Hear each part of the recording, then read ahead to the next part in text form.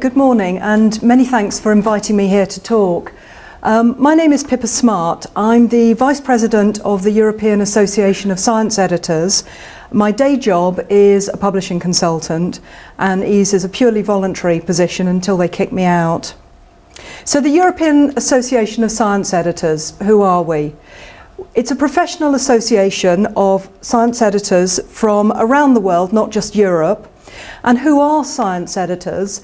Unfortunately, we're stuck with the word science, but our editors cover people that work in humanities, life sciences, biomedical sciences, pure and applied, editors-in-chief, sub-editors, medical communications people, some publishers, some commissioning editors. We're quite a broad brush. We basically will accept anybody that is involved in the editing and creation of scholarly works. And we're very happy to get anybody from around the world. And this gives us a tremendous richness within our membership and a huge range of perspectives and opinions, which is fantastic for the organisation and a very useful resource for editors around the world. The organisation is over 30 years old. We were founded in 1982, but in fact our history goes back longer than that because we were formed from several different organisations that came together in 1982. And currently we have about 450 members from around the world. It is predominantly European membership, but we have members from America, from Latin America, from the Far East, in China and Korea. So a very wide membership, which is fantastic. However, what we decided a couple of years ago is that we really needed to refocus what we were doing and to find out if we were truly providing the best services to our members and achieving our mission and our vision for editing within the scholarly environment in the 21st century. So in this short talk, I'm going to talk about our refocus, the publications and guides that we currently produce and where we envisage them going, the outreach that we're planning and that we're currently doing, and finally advocacy as a separate part to fulfill our new refocused mission. So to start with the refocus. Now I'm calling this a refocus because we're not changing our objective and we're not changing our vision. Our mission is still to improve global standards and the quality of science editing.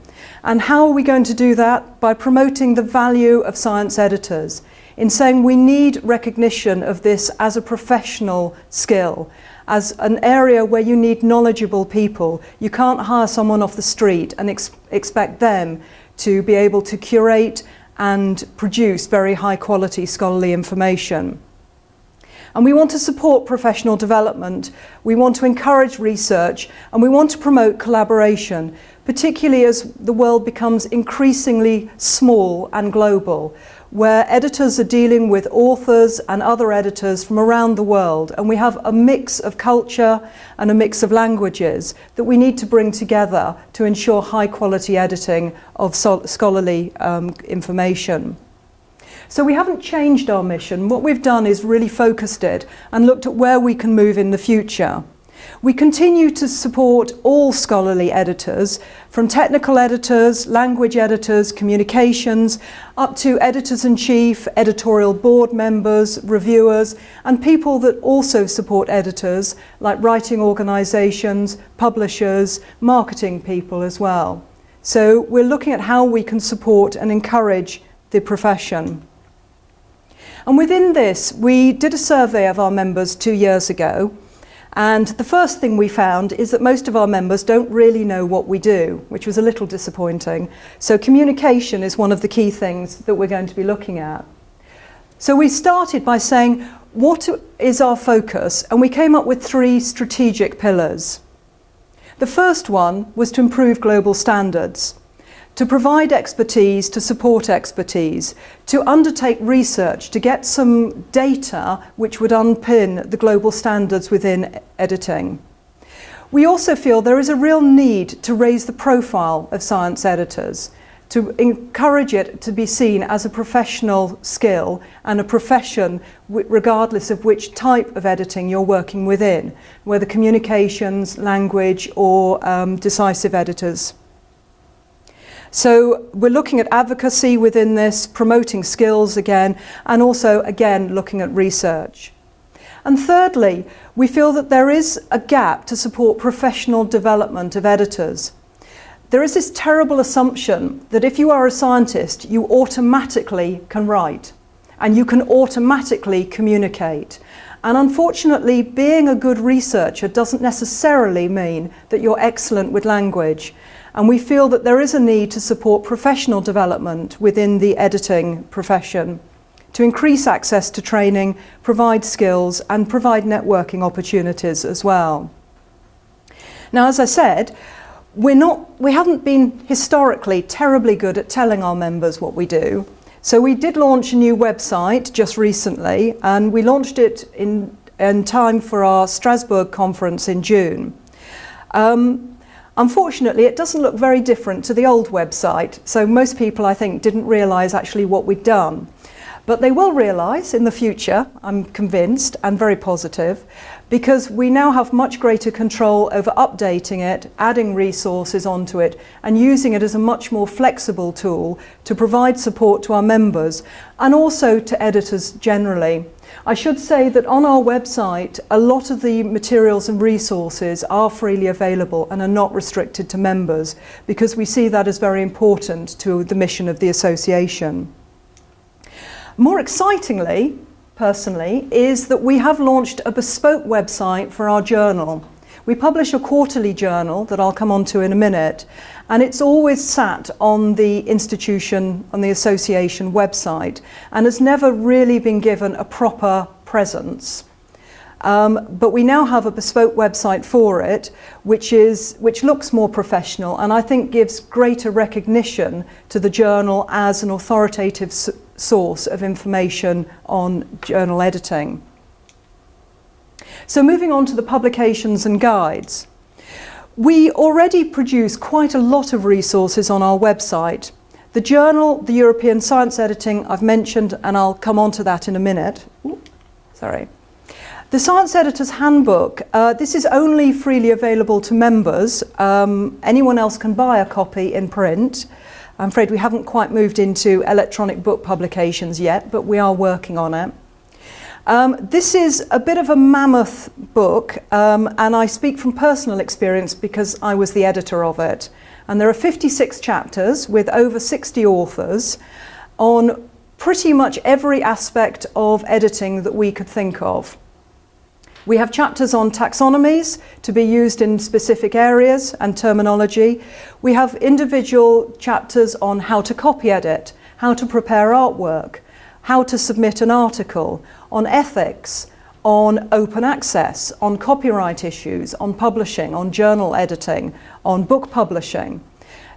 It is called Science Editor's Handbook, and although we have a nasty habit of focusing on journals, we do also support book editing, and there are several chapters on book editing and book publishing within the handbook. Separately online, we provide two toolkits, one for authors and one for editors.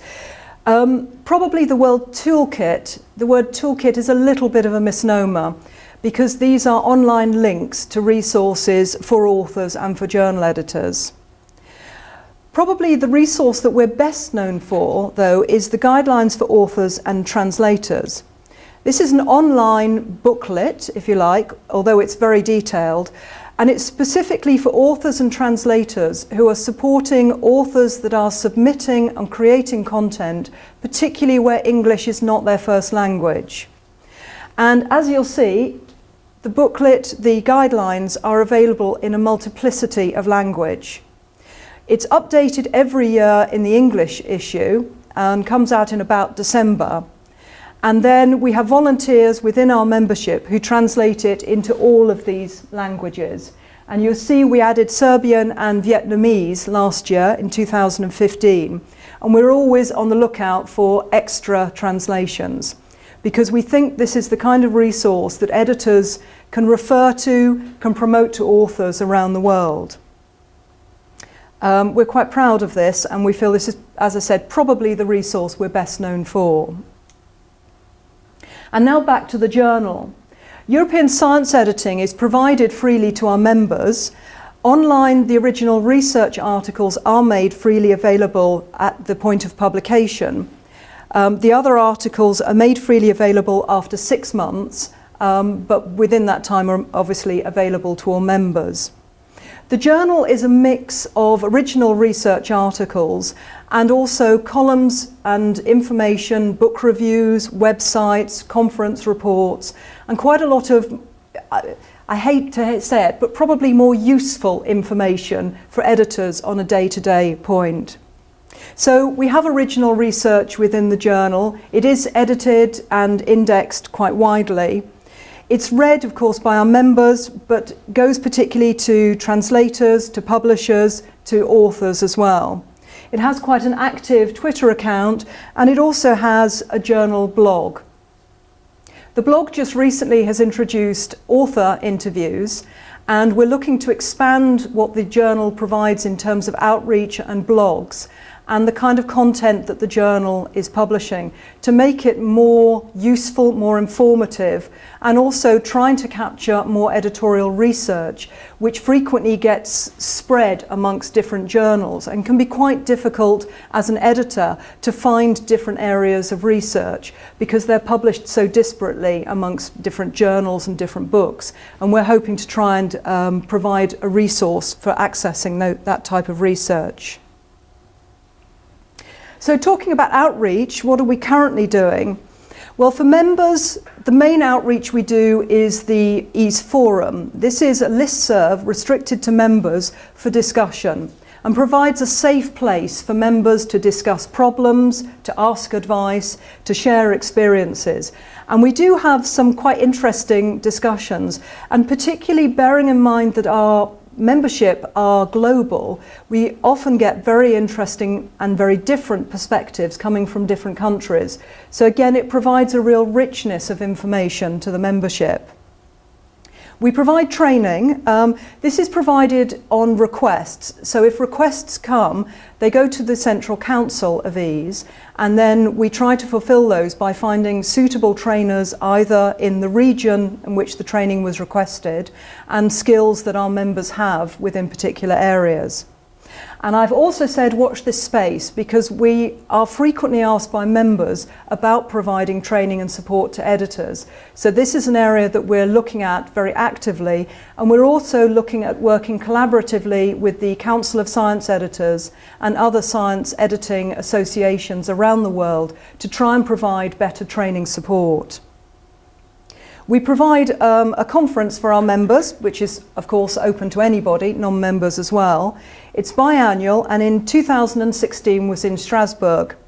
In 2018 it will be in Bucharest, and it provides a very good networking event to meet other editors as well as to find out more about what's happening in the editing space. We provide an e-newsletter to members every month. This only started in January 2016 and provides information about what EASE is doing to raise awareness amongst our members, and also some news of editorial interest from elsewhere. For example, here you'll see an article about how the British Journal of Clinical Pharmacology responded to a peer review scam that it experienced. It has news of other events, some things like a short video from Wiley, which give 10 top tips for peer reviewers. So this has been very well received by members as a useful short resource to receive every month. And of course, we want new members. The more editors we can get to join the organisation, the better, and the richer resources we'll be able to provide. We already have some regional chapters in Croatia, Italy, Russia and Mexico, and we're negotiating with several other countries at the moment. And this is where a local editorial association can join, their members can join EASE, have access to our membership benefits, and equally we can work reciprocally in terms of information flows, translations and support. And we're also trying to provide greater support for local initiatives. Running a training course in Britain or in Italy is very expensive if you're not in the region. So we're trying to look at ways of providing resources, providing face-to-face and networking events in other countries by working collaboratively with different editorial organisations. And I think this is a very exciting way to work in a more globalised environment. And then finally, we're looking at advocacy. This is an area that we have not been particularly strong in previously, but we feel that there are great opportunities for EASE to work with other editorial organisations to advocate for higher quality editorial and scientific research. Our gender policy group has been particularly successful, and they've just completed their first phase, which produced the guidelines for reporting of sex and gender equity in research, or the SAGA guidelines. These have now been accepted as a formal reporting guideline and are included along with Consort, PRISM and the other reporting guidelines on the Equator Network website. These guidelines essentially say that if you're doing research on animals or humans, you should record the sex of the subjects that you're investigating.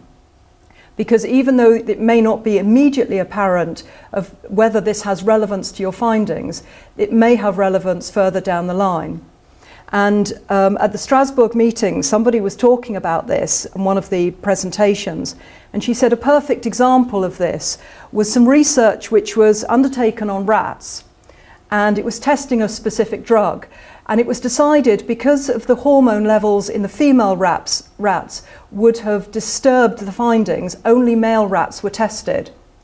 And it was probably no great surprise to discover 5 years later that when the drug actually came on the market, it didn't work terribly well on women, because women's hormone cycles actually disrupted the way the drug worked. Which rather begs the question of why the researchers didn't consider that when they decided not to test it on female rats in the first place. Not being a scientist, I don't understand the science of that, but I could understand the principle. The second phase the gender policy group is now looking at is looking at gender and the sex of editors and within journal groups to see whether this is causing bias and whether there should be some guidelines sorted on whether a journal editorial board should have an equal measure of male and females, as well as different people from different regions of the world and perhaps from different disciplines. So this will be an exciting one to follow up. In 2016, we made a statement on data sharing which supported global initiatives that stated that data underpinning research should be made available at the point of publication so that the data can be analysed and the published research can be checked. And we supported this with a statement that was issued and disseminated quite widely. And we're looking at doing more things in this area in the future. So thank you for listening. There's lots going on with the European Association of Science Editors. We would welcome new members, and we think there's a lot of work we can still be doing in the future. Thank you very much for listening.